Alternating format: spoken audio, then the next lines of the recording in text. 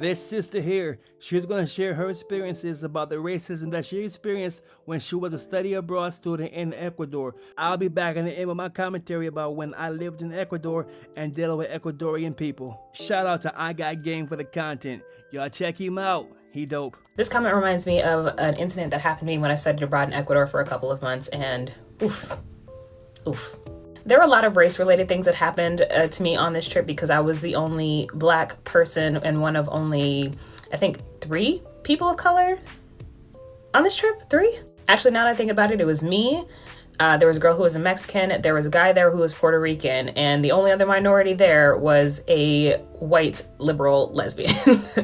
But I digress, the story's not about them. While I was studying abroad, I wasn't like doing it on my own or, like it was through the school, but we had host parents. And I got paired with a really sweet older lady, and her name was Irlanda. Loved her.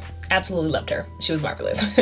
But I do remember one of our very first conversations that we had when I got there, and it was about my boyfriend. She had asked if I had had somebody back home, and I showed her a picture. At this time, I was dating someone who was biracial. His mother was Black, his father was Indian, and he was about my skin complexion. I showed her the picture, and she looks at him, and then she looks at me. She looks back at the picture, and then she's like, no. And I'm confused. I'm like, what? Like, why would she say something like that? She then tells me that she thinks he's really handsome, but that I can't marry him and that I can't have babies with him because, and please don't come at my Spanish. My Spanish isn't as good as it used to be, but she said, mejorar la raza or mejorando la raza. And I was so confused because at the time my Spanish was good. That was the whole point of me studying abroad, was that it was going to be my minor. And what she had said, literally translated in my head, was better the race. And I was confused as to why she would say something like that to me or what it even meant. And so I asked her for clarity. She broke it down and basically explained to me that because he was a dark-skinned man and that I was a dark-skinned woman, that we shouldn't be together because it would then produce dark-skinned children and that wouldn't be advantageous to me. And what she's telling y'all ain't nothing but facts, y'all. And trust me, I know, because my daughter was born by a woman who comes from the site that you see right here, Esmeraldas. And in Esmeraldas, you have a great concentration of some really, really dark, highly melanated Black people who look as if they just came right off the boat, straight from Africa, or straight from Jamaica, or Haiti, or somewhere from the Caribbean. And in Ecuador, the people from Esmeraldas has the reputation for being some of the best dancers all throughout Latin America. My daughter's mom was a phenomenal dancer, but she was a horrible person because she hated herself because she had African features, that African kinky puffy hair. She hated the way she looked in the mirror, so she always tried to distance herself from her African heritage. And because of that, she always exhibited some sort of disgust at seeing my daughter's hair, which was not necessarily African puffy, but it wasn't straight and silky like white people's hair. So anyways, I'm saying that to say, blancamiento, it does exist, especially in Ecuador. Let's get back to this video. And y'all know, the sound like the nigga was too stunned to speak. I mean, I just stared at her because she was not a fair-skinned woman. And I couldn't believe that she was saying something like that to me.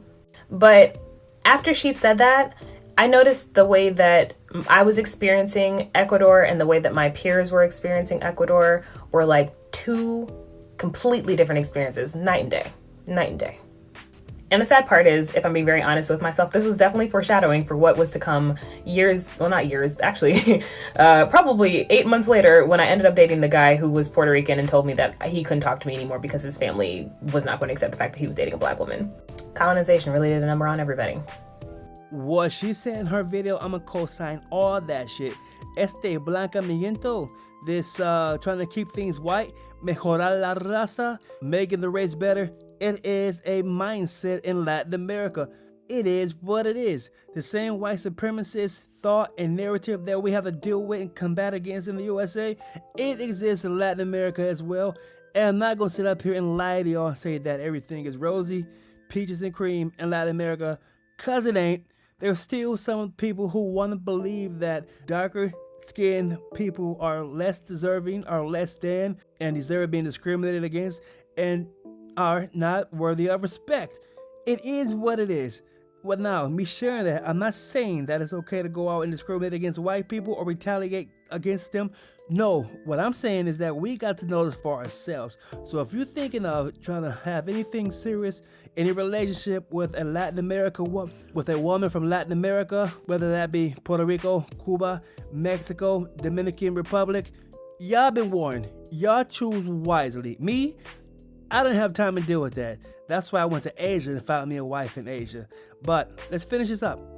Remember that I said that I used to live in Ecuador? Well, when I lived in Ecuador, I lived with a family on their farm and I helped them to cultivate cacao. So cacao is a base product from which chocolate is made. So look at what y'all see on the screen here. On the left side, you got a pod that's been split open, okay? And those seeds you see right there, those seeds will be ground up, crushed, and set out in the sun for a few days to allow it to dehydrate and ferment just a little bit. Afterwards, they will be put into this machine called a moler. I think it means to grind up, okay?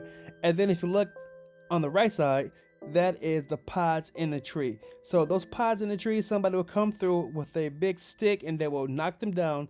And then again, they're going to be cut open. You can see that they have been cut up on the left side and the insides are going to be removed, thrown in the sun, allowed to dehydrate and ferment, and then they're going to be ground up and then processed and turned into chocolate. And with sharing all that, I want you to know that making good chocolate is a very time-consuming, labor-intensive process. So if you like chocolate, y'all leave a comment down in the comment section. Y'all tell me, what is your favorite chocolate? Do y'all like dark chocolate, milk chocolate, or it don't matter? Me, I love all chocolate. I'm out.